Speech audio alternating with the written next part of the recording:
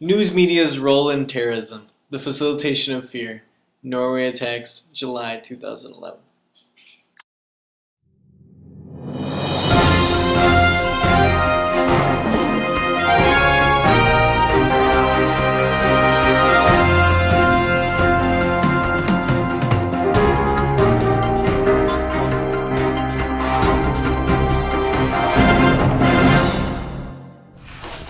Good evening. I'm Sandra Sanchez reporting live from the University of Michigan. In tonight's segment, we will be focusing on terrorism and specifically the 2011 attacks in Norway. But before we begin, I will be answering a question you're all probably wondering. What is terrorism anyway? Terrorism. It's a word we hear often, from policymakers to news organizations. But do we really understand what it means? The American Heritage New Dictionary of Cultural Literacy defines terrorism as the use of violence and threats to intimidate or coerce, especially for political purposes.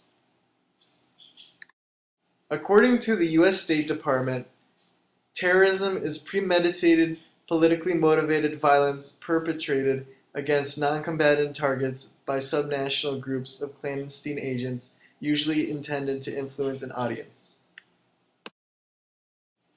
According to the United Kingdom Terrorism Act, terrorism is defined as the use or threat of action designed to influence the government or to intimidate the public or a section of the public and made for the purpose of advancing a political, religious, or ideological cause. While these three definitions vary slightly, one common theme remains consistent among them. Terrorism is violence with an objective behind it, to elicit fear and advance a cause. In reality, it is through news media that this objective is carried out. Let me illustrate this for you. First and foremost, the terrorist or terrorist group completes their usually premeditated act of violence. It is then through the news media, such as television broadcasts, newspaper reports, magazines, radio, internet, and the like, that the message of the violence is communicated to a mass audience and circulated throughout the society.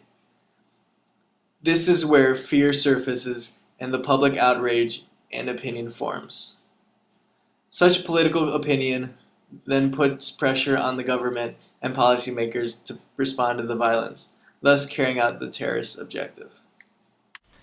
As you can see, the news media is an essential vehicle through which the violence is propagated to the public, to then create a fear and then yield a reaction.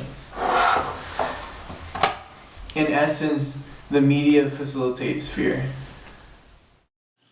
In the World News Prism, Challenges of Digital Communication, authors William A. Hockton and James F. Scotton assert that in the ongoing concern about terrorism, global news media have played a major role in both informing the world and in organizing and facilitating responses to terrorism.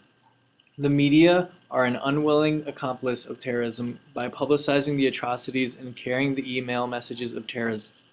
This idea is also reflected in a publication entitled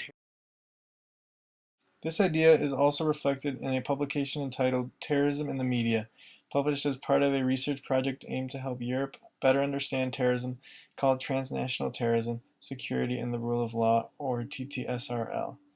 They state that in order to spread fear and thus advance its political goals, a terrorist organization needs the media. In most cases, terrorist attacks are very localized and affect only a few people. The goal, however, is to spread the message to more people than just those who are directly hit by the attack. The TTSRL even goes as far as saying that a symbiotic relationship exists between terrorism and the media.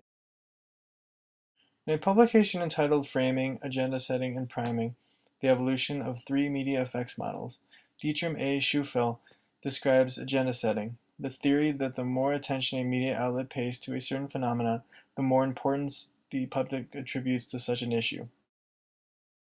This graph, published by the TTSRL, demonstrates the existence of agenda setting.